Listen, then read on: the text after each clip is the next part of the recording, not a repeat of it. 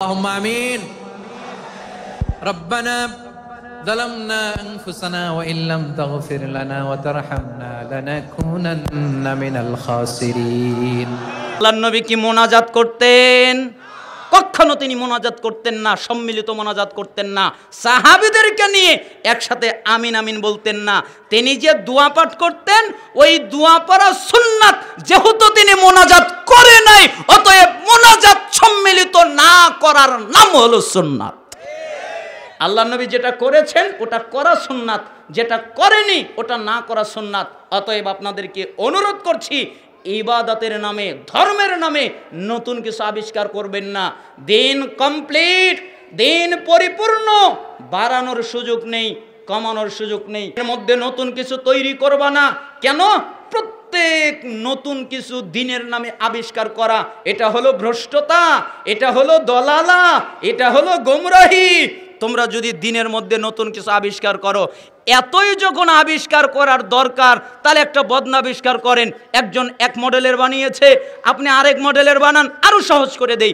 এতই যদি আবিষ্কার করার প্রয়োজন, একজন গাড়ি বানিয়েছে যে গাড়িতে পেট্রোল ভরা লাগে, গাড়িতে অকটেন ভরা লাগে, গাড়িতে গ্যাস ভরা লাগে, আপনি নতুন আবিষ্কার করেন, পেট্রোলও লাগবে না, অকটেনও লাগবে না, গ্যাসও লাগবে না, খালি নদী থেকে পানি উঠাবে আর ভরবে, গাড়ি চলবে। আবিষ্কার করেন, গাড়ি আবিষ্কার করেন, লাইট আবিষ্কার করেন, আরো নিত্য নতুন জিনিস আবিষ্কার করেন, এতে তো কোনো অসুবিধা নেই। আপনি ইবাদত আবিষ্কার করতে গেলেন কেন? আল্লাহ তো আপনাকে ইবাদত দিয়েইছেন, মুহাম্মদ সাল্লাল্লাহু আলাইহি সাল্লাম তো আপনাকে নির্দিষ্ট ইবাদত দিয়েছেন। অতএব কেন আপনি ইবাদত আবিষ্কার করতে গেলেন? এই জন্য সুন্নাতের একটা সহজ সংজ্ঞা বুঝবেন।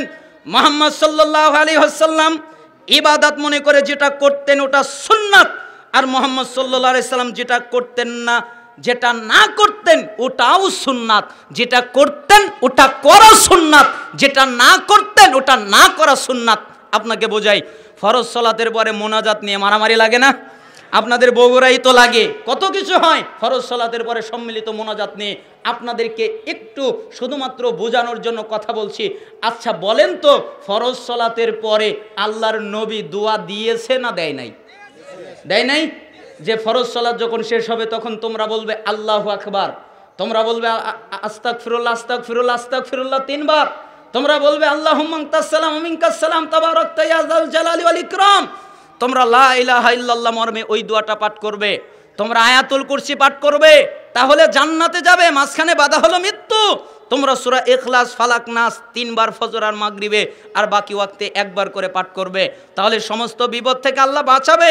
তোমরা সুবহানাল্লাহ, আলহামদুলিল্লাহ, আল্লাহু আকবার 33 বার করে একবার লা ইলাহা মর্মে দোয়া দিয়ে 100 পূর্ণ করবে, অথবা আল্লাহু আকবার 100 বার পড়বে, তাহলে 34 বার পড়বে, তাহলে 100 বার পূর্ণ হবে।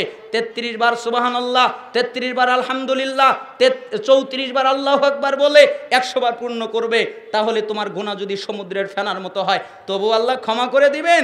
এই যে আল্লাহর নবী এই জিকির আজকার করতেন ফরজ সালাতের পরে, তাই তিনি এই জিকির আজকার করতেন, তাই এই জিকির আজকার করাটার নাম হলো সুন্নাত। আল্লাহর নবী কি মোনাজাত করতেন? কখনো তিনি মোনাজাত করতেন না, সম্মিলিত মোনাজাত করতেন না, সাহাবীদেরকে নিয়ে একসাথে আমিন আমিন বলতেন না।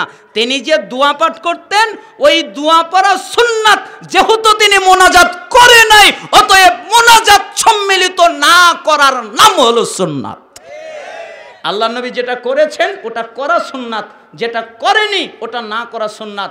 অতএব আপনাদেরকে অনুরোধ করছি, ইবাদতের নামে, ধর্মের নামে নতুন কিছু আবিষ্কার করবেন না। দিন কমপ্লিট, দিন পরিপূর্ণ, বাড়ানোর সুযোগ নেই, কমানোর সুযোগ নেই। যে কথা বলছিলাম, সালাফ বলছিলেন তোমরা রাসূলকে ভালোবাসো, এ কথা ঠিক, তবে তার সুন্নাতকে তোমরা ফলো করো না। অতএব আমাদের উচিত রাসূলের সুন্নাতকে ফলো করা। ওয়াকুলতুম নালানু ইবলিস ওয়া তাতুমহু 4, তোমরা বলো ইবলিস ভালো নয়, ইবলিস খারাপ, ইবলিস মন্দ, ইবলিস জঘন্য, এ কথা তোমরা বলো, কিন্তু তোমাদের জন্য উচিত হচ্ছে তোমরা বলো ঠিকই ইবলিস খারাপ, ইবলিস মন্দ, ইবলিস জঘন্য, কিন্তু তোমরা ওই ইবলিসকেই মানো, ঠিক না? ইবলিসকেই মানে। ইবলিস বলে জিনা করো, তাই করে। ইবলিশ বলে মিথ্যা বলো, তাই করে। ইবলিশ বলে সুদ খা ঘুষ খা, তাই করে। অথচ বলার ক্ষেত্রে কি বলে? ইবলিশ খারাপ। ঠিক না? আপনারা কি বলেন, ইবলিশ খারাপ না ভালো? তাহলে যাদের দাড়ি নাই, দাড়ি ছেড়েছেন, কে বলেছে? ইবলিশ বলেছে। ইবলিশের কথাই শোনা হচ্ছে, তাই না? তোমরা ইবলিশকে খারাপ বলো আর মানার সময় ইবলিশকেই মানো। ওয়াল খামিসাতু তারাকতুম আয়ুবাকুম আখাযতুম ফি আয়ুবিন নাস। 5, তোমরা নিজের দিকে না তাকিয়ে আরেকজনকে নিয়ে ব্যস্ত হয়ে যাও। নিজে যে পাপ করেছো এই চিন্তা নেই, নিজে যে গুনাহ করেছো এই চিন্তা নেই, নিজে যে অত্যাচার করেছো এই চিন্তা নেই। নিজের পাপ করতে করতে পা জাহান্নামে চলে গেছে, তোমার খবর নেই। আরেকজন কি করে এই হলো তোমার চিন্তা, তাই না? ওষুধ খাই কেন, ও ঘুষ খাই কেন, ও এটা করে কেন, ও সেটা করে কেন।